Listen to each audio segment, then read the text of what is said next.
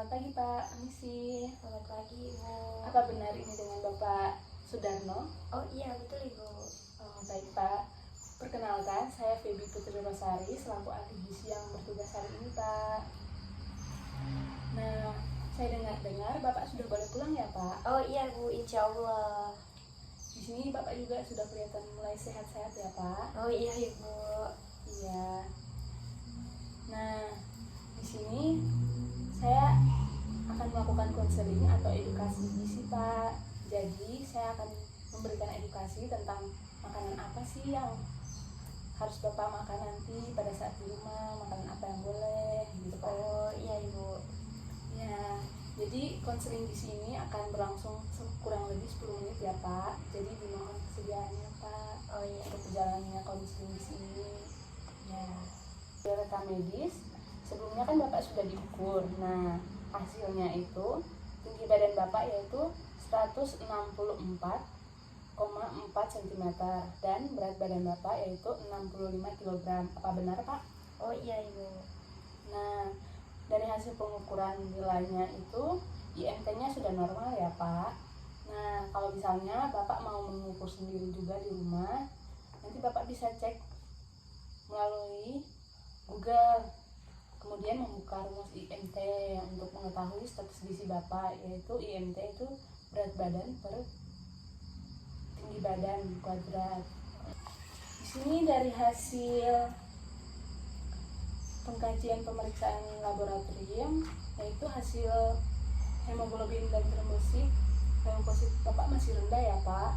Jadi Bapak harus meningkatkannya dengan mengkonsumsi makanan sumber zat gizi supaya nanti kadar hemoglobin Bapak bisa jadi normal. Oh iya Bu. Ya Pak. Kemudian dari sini juga dari hasil asupan Bapak makannya tidak habis ya Pak? Iya Bu, saya makannya tidak habis. Kenapa tuh Pak? Karena kan mungkin saya ada mual ya. Nah, karena ada mual, jadi saya tuh sehingga kalau mau makan makanan yang perlu tenaga gitu tuh kayaknya bawaannya tuh sudah mau muntah atau mau mual. Baik Pak. Dari hasil recall juga Bapak cuma mengkonsumsi bubur, sayur, dan buah ya Pak? Iya, saya cuma makan itunya saja. Ya.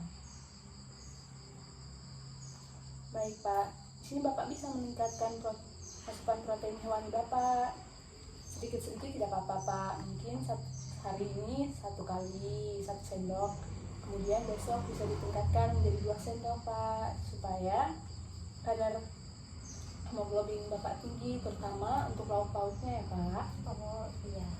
Ya. Terus dari hasil perhitungan juga Bapak termasuk gizi baik ya Pak, jadi harus Bapak pertahankan ya Pak. Oh iya Ibu. Ya. Terus kemarin kan Bapak masuk itu dengan keluhan ada kondisi Bapak tuh mengalami pusing, mual, merasa dingin, terus kaki pegal-pegal. Sekarang gimana tuh Pak?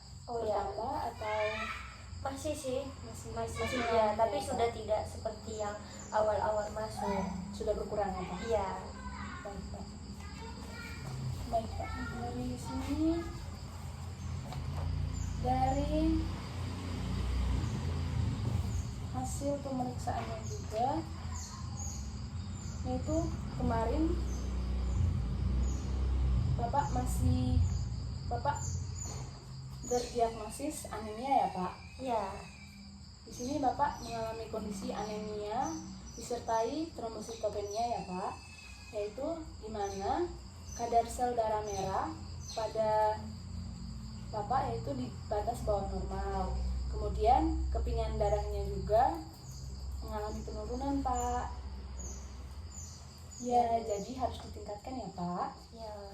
Nah, di sini saya ada alat bantu berupa leaflet Pak. Nah, di sini yaitu Bapak akan diberikan diet TTP.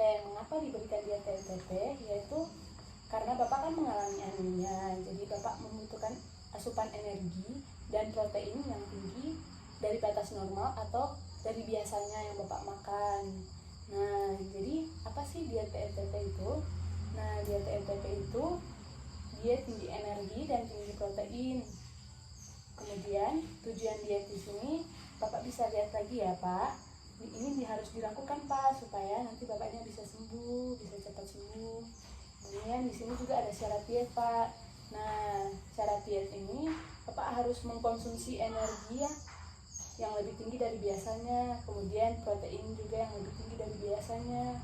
Kemudian untuk karbohidrat dan lemak itu Bapak konsumsi seperti biasanya saja. Oh iya. Ya, jadi di sini harus yang ditinggikan itu energi dan proteinnya saja ya Pak. Oh iya Ibu. Iya Pak.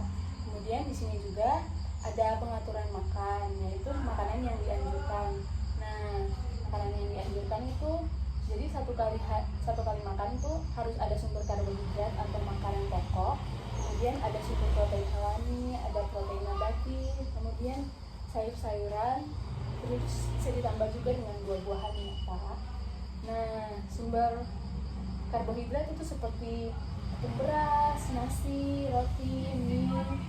Kemudian sumber protein hewani itu ada daging sapi, ayam, hati ayam, ikan, telur. Kemudian ada sumber protein nabati itu seperti kacang-kacangan, tempe, tahu. Kemudian di sini juga ada jenis sayuran itu seperti daun singkong, kemudian labu, wortel dan lain-lainnya ya Pak. Kemudian di sini juga ada makanan yang tidak dianjurkan, yaitu seperti makanan yang dimasak dengan banyak minyak atau santan-santanan gitu Pak. Jadi itu harus dikurangi Pak.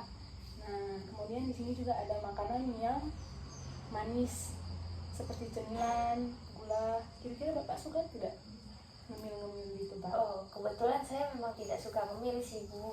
Baik Pak, pertahankan ya Pak, sudah Iya. baik.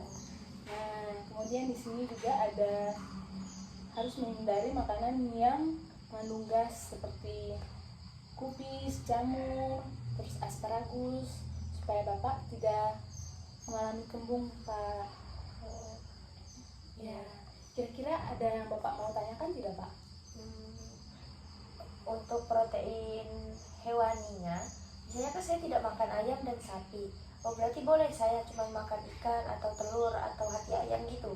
Ya benar Pak, jadi kalau misalnya Bapak tidak makan daging sapi atau ayam, Bapak bisa ganti sumber protein hewaninya itu dari ikan, telur, atau sumber protein hewani lainnya.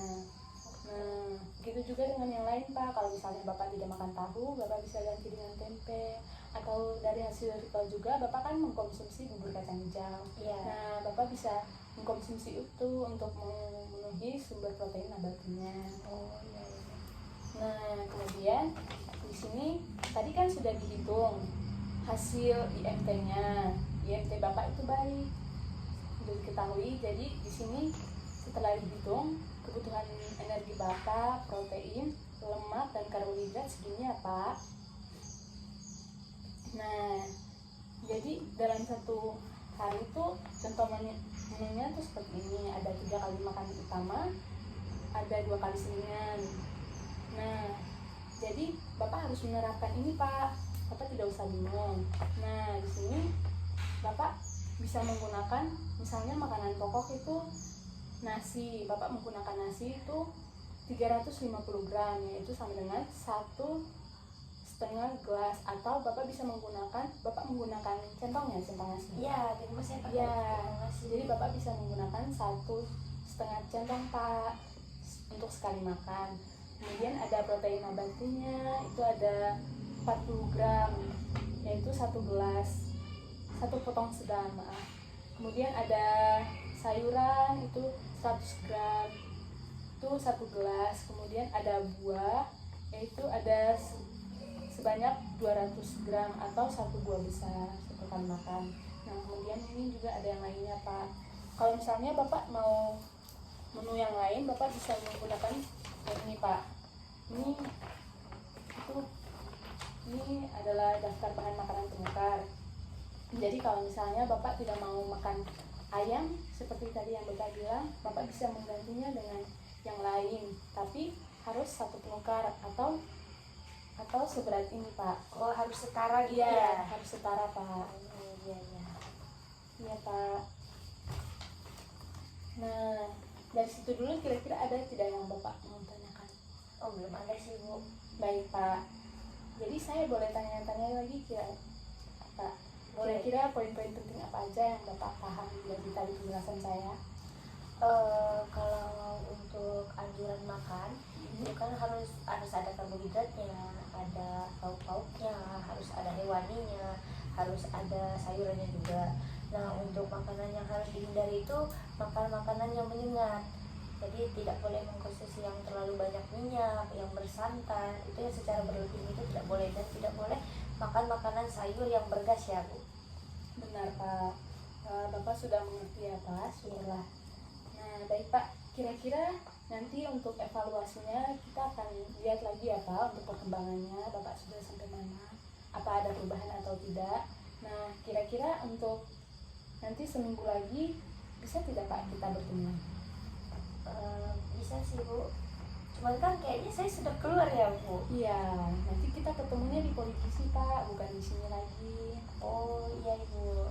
Ya, jadi nanti di sana untuk melakukan pemeriksaan kira-kira Bapak ada perubahan juga, sudah sampai mana. Nah, Baik Bu. ya, baik Pak. Sekian konseling dari saya, semoga bisa dijalankan dengan baik ya Pak, dan juga semoga Bapak cepat sembuh ya Pak.